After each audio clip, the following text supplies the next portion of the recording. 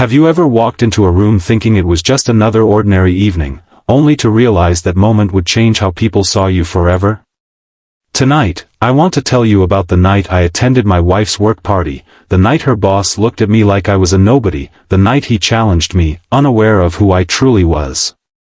Trust me, you'll want to stay until the very end of this story, and before we dive in, don't forget to like this video and subscribe to the channel, because what happens here will leave you speechless.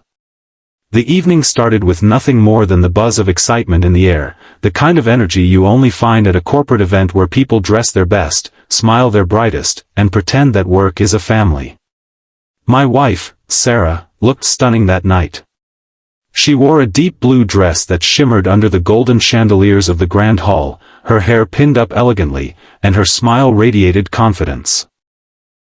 She was proud of where she worked, proud of her role, and as her husband, I was proud just to be by her side. Still, I knew these parties weren't really for people like me. They were for CEOs, managers, big players who carried themselves like kings. I was just a guest, the plus one who stood quietly at the edge of conversations, nodding, listening, sipping at a drink while others exchanged stories of deals and profits. But that night, fate had other plans. We arrived fashionably late, greeted by laughter and music, the clinking of glasses, and the faint smell of expensive perfume filling the air. Everyone seemed to be performing a role, men adjusting their ties, women flashing smiles, people bragging about the projects they closed. Sarah introduced me around, and I did my best to smile politely. But then, as we made our way to the main table, I felt his eyes on me. Her boss, Richard Dawson. A tall, broad man with sharp features and a sharper tongue, the kind of person who didn't just command attention but demanded it. His reputation preceded him, ruthless in business, arrogant in manner, and a man who enjoyed reminding everyone around him of their place. He gave me one look, and I could already feel the judgment in his eyes. To him, I was just the husband, irrelevant, quiet, probably less successful than him.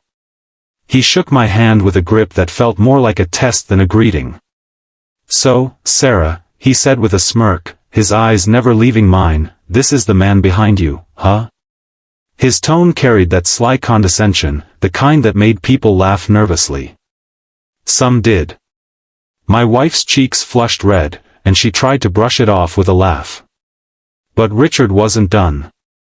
Dinner was served, and the conversations flowed.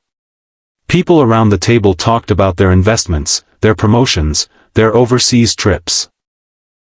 I stayed quiet, letting Sarah shine, but Richard kept throwing little jabs. "Tell me, what do you do again?" he asked at one point, tilting his glass of wine, his voice loud enough for the whole table to hear.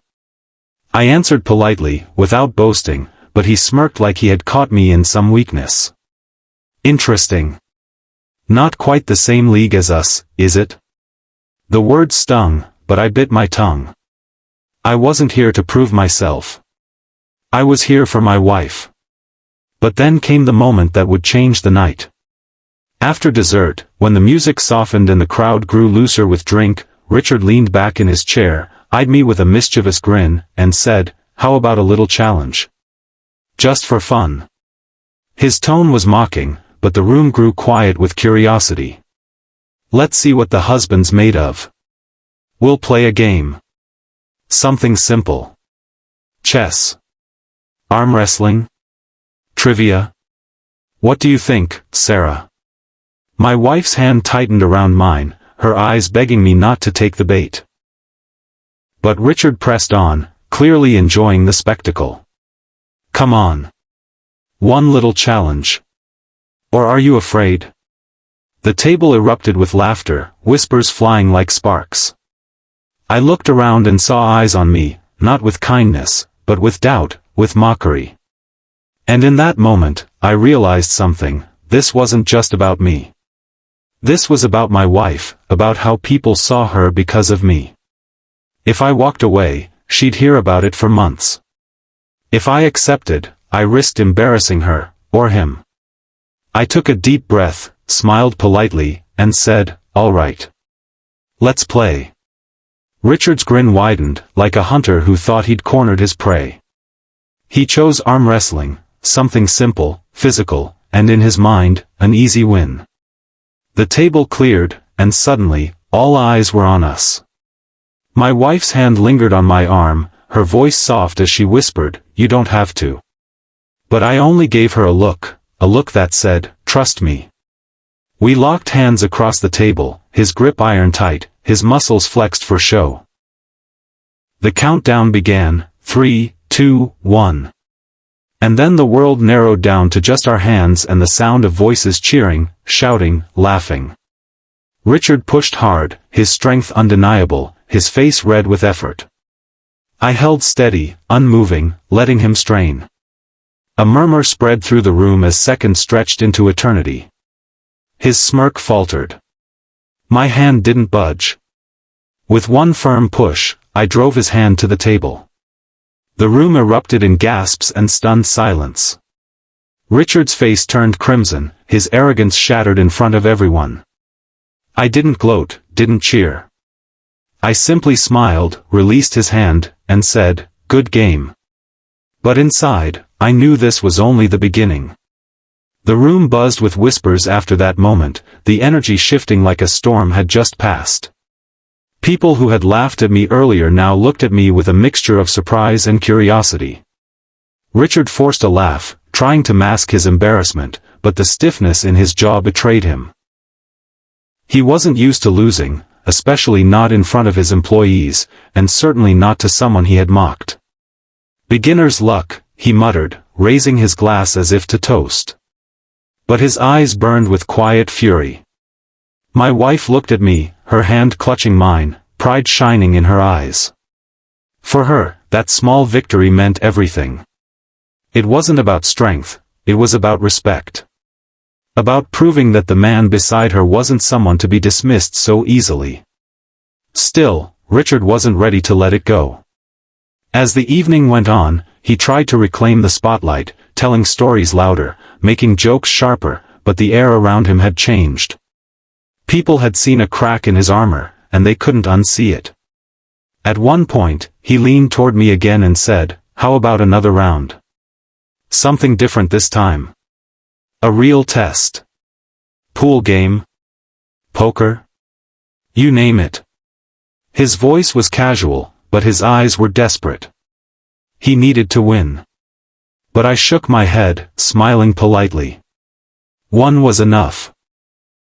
Tonight's about celebrating the team, isn't it? My refusal disarmed him more than any victory could. By not feeding his ego, I showed everyone in that room the difference between us. As the night wore on, something unexpected happened.